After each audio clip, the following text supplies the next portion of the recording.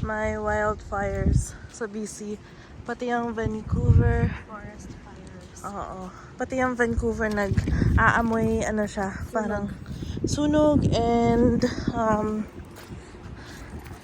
hazy, parang umaabot dito yung pagka apoy, usok. May advisory kanina, may yung Highway 1 ata Closed? ang close between Chilliwack and Hope ata yun kasi dahil sa Nagsispread nagsispread yung wildfires. fires.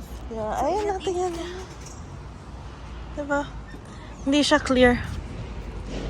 Pangit to sa may mga asthma, ganun. Anyways, pa-practice muna kami ni Kat mag-driving uli. Then, we'll vlog later.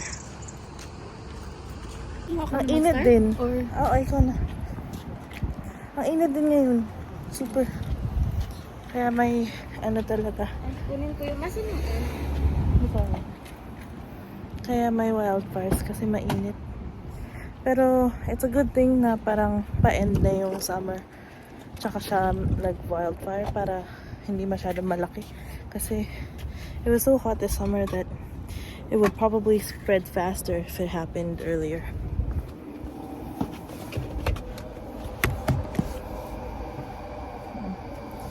In the car now. Grabe naman yung alikabok ko. Yeah. Pag super ng wildfires, siya, pati yung mga ashes umaabot dito. But anyways, yeah, mamaya na uli kasi mag-drive kami. Bye. 2,000 years later. I'm gonna get ricey yogurt again, so I'm here. Ricey yogurt. What did you get? Still the mochi. Oh, they have the mochi still? Yeah. I got mango yogurt smoothie with oats.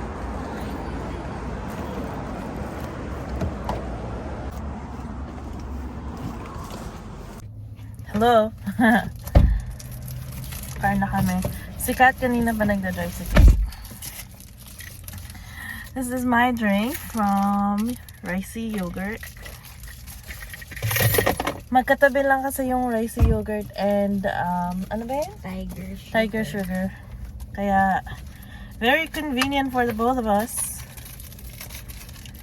Ngayon magpapa-car wash na kami kasi super dumi ng car. Saan ba to? Wala akong lalagyan eh. Hello.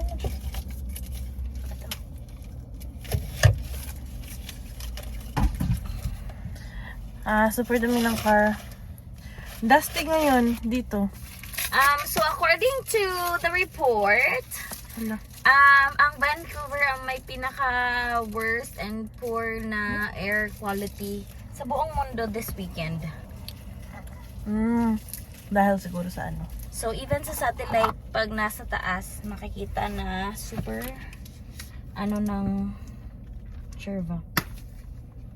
Super dusty, bad quality. So doon tayo papa-car wash sa Ano ba yun? Kumain. sa Royal Oak. Saan ako dadaan? Then, nag-right turn ka until Royal Oak. Yun sa kanina, kung saan tayo pumunta. Left ba? Mag-left ako sa Royal. No, right. Tapos dire-diretso and then left sa car wash. Anyways, drive mo na kasi tingnan mo. Confused kami sa direction. Kaya, hindi pa pwede Di pala nagre-record yun kanina.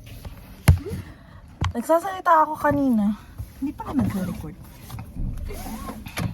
Anyways, nag-car wash na kami. Ayan Okay. Ayan, pauwi na kami.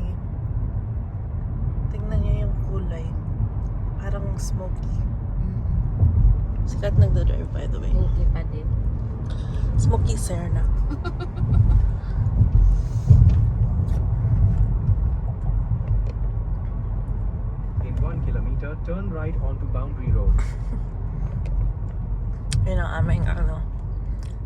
condition.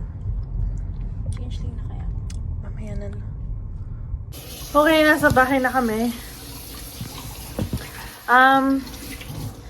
May bago pala kaming car. May bago kaming car. Si Scotty. Pangalan niya ay Scotty. Binili namin siya second hand sa ka-work ni Kat dun sa work niya. Matagal ko na kasing gusto ng ganito. Pero masyadong mahal, kaya hindi na ako Hindi nagtutugma sa budget ko. budget. Pero, ewan ko, siguro meant to be lang talaga ang lahat ng things. So, bumili kami ng scooter! Scooter! Ano siya, binili namin sa kawork ni Kat ng $250. Only 1 year old na, sabi. Less than a year old. Tapos, binili niya to sa, sa Costco ba yun? Actually, hindi ako sure, pero parang ganun. And yung mga price ng mga scooter dito, siguro 700 pa taas pag brand new. Kaya, okay na. Okay na. Tapos, kung pupunta kayo ng Vancouver, manonotice nyo na ang dami-daming tao na may scooter. Tapos, or e-bikes, or yung mga one wheel na, automatic siya nag-go, or yung mga skateboard na electric din. Kasi, hindi masyado ma-snow dito. Maulan lang, pero magagamit mo pa rin naman yung mga yun. Totoo. Kaya, yung mga tao, yun. At saka, mahal na rin yung gas. Kaya, lots of people have that as an option. And, binili namin kasi wala. Gusto ko. Actually, very helpful din siya sa umaga kasi minsan si Kim, nalilate siya. Uy, bakit ako long? I choose to walk. So, sa apartment namin papuntang station, Joy Station, minsan naiiwan kami ng bus, minsan naman, kasi nga, di ba, mostly hindi kami nagdadala ng car kasi super mahal and super, ng parking sa downtown. So, mahal na yung gas papunta ng downtown, mahal pa yung parking pagdating mo ng downtown. Yeah, so kaya yung ginagawa namin, nagbabas kami or nag-walk papuntang SkyTrain Station. And then, dahil nga minsan nalilate kami, gusto ni Kim na scooter. Yeah.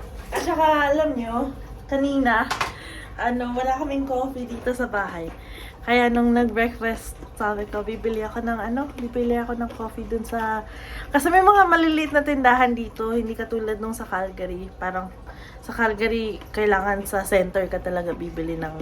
Or sa parang complex ka bibili ng mga gamit dito. Parang scattered lang ang mga... mga supermarket. Tapos sabi ko kaninang umaga, bibili ako ng kape at saka ng longganisa. So, I took the scooter. Nag-scooter ako. Only it took me 16 minutes back and forth. Nakabili na ako and all. Tapos, tuwan-tuwa ako kasi parang nafe-feel ko dun sa scooter. Parang Philippines to kasi pupunta ka ng tindahan, tapos bibili ka. And then kanina, amoy usok sa labas. Parang na-feel ko, ay, ganito yung naaalala ko sa Philippines. Hala. Parang, I'm Filipino. But yeah, super helpful siya. Ito yung mga clips ni Kat at saka ng scooter. But anyways, thanks everyone for watching our vlog. And we'll see you on Friday. Bye!